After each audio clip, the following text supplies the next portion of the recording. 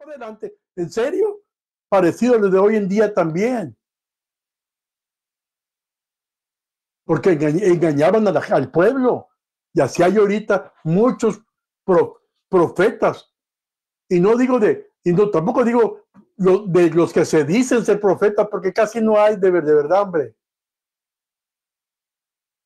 En este pasaje que hemos leído, los discípulos se reunieron en un aposento alto para pedir cumplimiento de la promesa de la venida del Señor. Acuérdense, allí estuve yo en Israel en el aposento alto 2 veces. Por eso hay que entender que ningún gran avivamiento ha llegado a una ciudad que no haya sido precedido por horas, por días y tal vez hasta por semanas de oración y ayuno,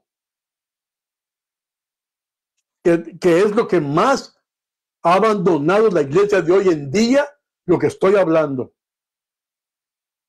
Y necesitan arrepentirse todos, congregaciones y pastores también. Yo no tengo la culpa que el Señor me haya llamado a ser apóstol. Y ni quiero ser, porque si supieran ustedes el precio que se paga. Entonces, cuando utilizamos el sentido común, sugiere, ¿sí? Si deseamos encender el fuego de Dios, primero ponemos papel, luego ponemos madera, y después de todo esto ponemos el combustible, oración, y se enciende el carbón, los miembros, a su nombre. La iglesia dentro de la iglesia que cree en la oración de verdad está lista para recibir el fuego del Espíritu Santo.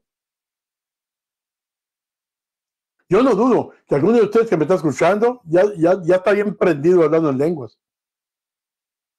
Miren, la manifestación de avivamiento no es una explosión nada más solamente, sino es una combustión, es una influencia que embarga a todos, hermano, en una congregación. Por eso en Misión Divina yo me canso de escuchar de gente nueva que llega y de lo primero que empiezan a decir es que, wow, es que nomás desde que entré sentí algo. Nomás desde que entré, Padre Santo, algo está pesado aquí el asunto, gloria al Señor, aquí está el Señor, aquí está la gloria de Dios, aleluya. ¿Cuántos dicen amén?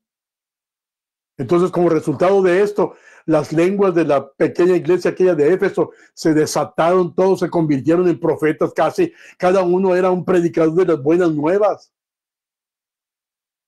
Pero por eso muchos no evangelizan, por eso muchos no dan trataditos, por eso muchos no se ganan a nadie, sí, porque no conocen las buenas nuevas. ¿Qué buenas nuevas van a dar si no saben nada? No han recibido nada. Los cristianos necesitan olvidar la distinción entre ministros e incrédulos o inconversos, hermano. Mientras que todos busquen ganar almas para entregarse al Señor y amar a Jesucristo, eso es lo que cuenta. Alabado sea Dios. El siguiente paso de aquella iglesia de Éfeso fue predicar continuamente durante 3 meses en un edificio dedicado a usos religiosos. Pablo fue a la sinagoga y habló audazmente. Y dice una palabra, dice, enseñándoles, persuadiéndoles en cuanto a las verdades concernientes al reino de Dios. Esto les estaba hablando. En aquella sinagoga también había un cuerpo de gente religiosa que se pusieron en contra, como siempre. Así va a haber en Misión Divina, así va a haber en todas las iglesias. Junto a aquella pequeña iglesia donde Apolos había reunido mucha gente, los que asistían a la sinagoga eran el mejor material con quien se podía empezar a trabajar y evangelizar. Y había gente muy formales, muy fríos, sin vida. Pero cuando la pequeña iglesia, llena del poder de Dios, fue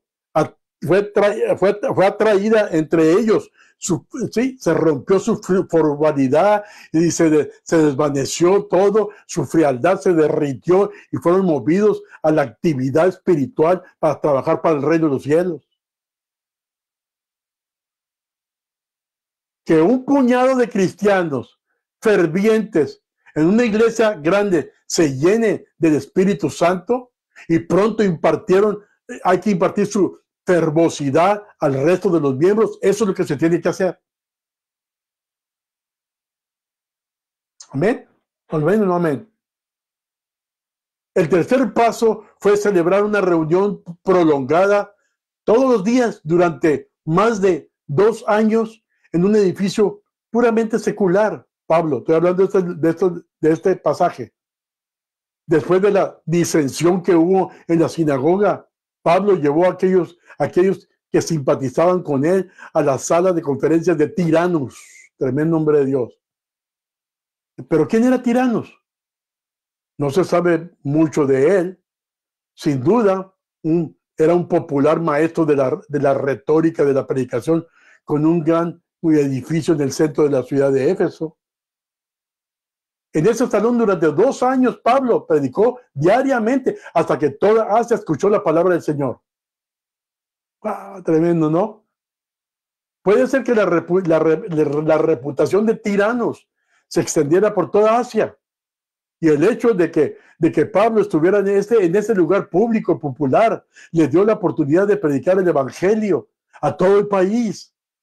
Éfeso era como la Nueva York comercial de aquí de Estados Unidos. Los caminos del comercio en aquel tiempo pasaban por esta grande ciudad hasta todas las provincias y las comunidades circunvecinas. Si examinamos bien los métodos de avivamiento, veremos que fueron iniciados y llevados a cabo de esta manera apostólica. Comenzó en Pentecostés. Primero, un pequeño puñado se reunió alrededor de Pablo, quien les enseñó durante dos o 3 años. Luego, una compañía más grande en el aposento alto, orando y esperando el Espíritu, bajar del Espíritu Santo. Y luego la gran multitud, de la cual se dice la palabra del Señor que 3,000 se convirtieron en un día. Porque mire, hermano, el avivamiento impacta donde sea. Recuerdo claramente, y yo he puesto videos de todo esto y espero que estén viendo los videos que yo pongo, gloria al Señor. Porque hubo un avivamiento en Héroes del 47 en Veracruz, México, entre las montañas. Grandiosos milagros que sucedieron, maravillas poderosas que sucedieron. Salió aceite en las manos de cientos de hermanos, polvo de oro en 20, 30, 40 hermanos, salvos por todas partes, bautizados con el Espíritu Santo por todas partes. Al último nos llevaron a cenar a una casa que no habían venido al culto, y allá, las que estaban cocinando traían aceite y polvo de oro en sus manos, hermanos. Pero después de que nos vinimos para Matamoros, ¿sí? Llegó la denominación donde pertenecían ellos y les declaró que todo no era de Dios. Y salieron perdiendo.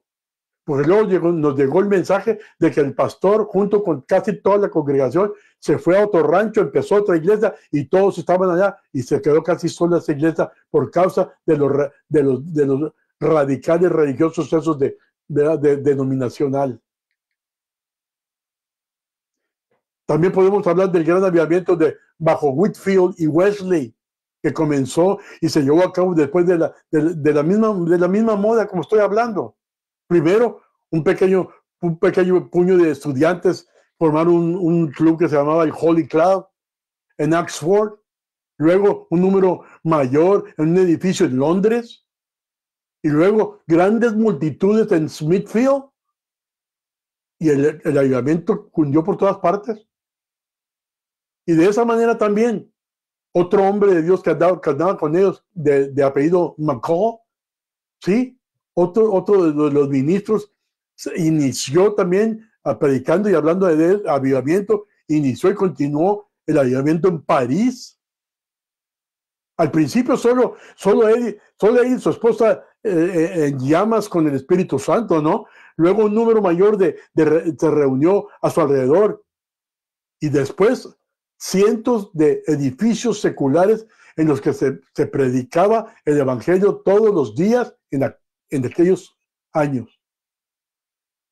Por ejemplo, también podemos hablar de cómo comenzó y cómo creció el trabajo del ejército de salvación, que todavía sabemos que es el Salvation Army, el ejército de salvación. Al principio solo el ministro Booth, que era el viejito, y su esposa, una pequeña compañía de simpatizantes, pero después un mayor número creció y ahora hay por todo el mundo iglesias de esas. El asunto es comenzar con el material del Espíritu Santo, combustible, y dejar que el fuego se propague y prenda a todo el mundo. Así debe de ser la iglesia, preparándose, esperando en Dios, y luego saliendo por todas partes la gente y predicándoles el Evangelio con poder y con milagros y maravillas. Pero muchas veces no se hace porque casi ni se cree en lo que es el Espíritu Santo en muchos lugares y lo que puede hacer en las vidas de la gente y también de las iglesias. Si quisiera quemar una ciudad, no debería tratar de prender un fuego primero en un edificio de cemento, sino que buscaría un edificio de grande y de madera y se encendería toda la ciudad. Si vamos a tener una mentalidad de celo para el avivamiento, el fuego debe comenzar en los corazones de unos pocos. Por eso me gozo que tengo unos pocos seguidores personales que me cuidan mucho. Ahora que he pasado por los cánceres y la embolia y he estado un poquito crítico, pero ya estoy saliendo. En segundo lugar, la segunda división de esta enseñanza es hablar sobre los enemigos del avivamiento, como el que sucedió a Pablo, que son las personas religiosas que no querían escuchar del camino. Entonces le llamaba al cristianismo el camino al principio. La forma en que Pablo predicó fue arrepentimiento hacia Dios y fue hacia nuestro Señor Jesucristo todo. Su mensaje era el sencillo evangelio de la gracia de Dios. Primero, se esforzó por llevar a los hombres a una relación correcta con Dios, creyendo que esa era la mejor manera de llevarlos a una relación correcta con Dios. Y se nos dice que algunos en la sinagoga hablaron mal del camino y de Pablo. Como han hablado mucho mal de mí, no se crea. Las alianzas ministeriales también. Ellos no creían en este sencillo método del evangelio. Ellos pensaron que había otras formas mejores o iguales de otras maneras. Como muchos piensan así. Podrían haber sugerido un curso de conferencias de tiranos en una sala de conferencias en el que el evangelio no debía ser prominente. O sea, lo primero, tomar. Sí, yo te bendiga, Sergio. Frank, también. Sí, tomar a la gente con astucia era para ellos el camino más corto. Pablo, sin embargo, insistió en el camino y persistió a lo largo de esa línea nada más predicando. No de las finanzas, no de las motivaciones, decimos de palparnos en la espalda. Y todo está bien, y todo está bien, y todo está bien. Y Dios te va a bendecir, y Dios te va a bendecir, y Dios te va a bendecir, Dios te va a bendecir. Sí, pero también díganle que se arrepienta primero y arregle cuentas con Dios, y luego Dios lo va a bendecir. Las personas que hoy en día son los mayores obstáculos para un avivamiento son las personas incrédulas y mundanas en nuestras iglesias, que realmente no creen en el poder del evangelio. Los sustituirán por otras cosas buenas.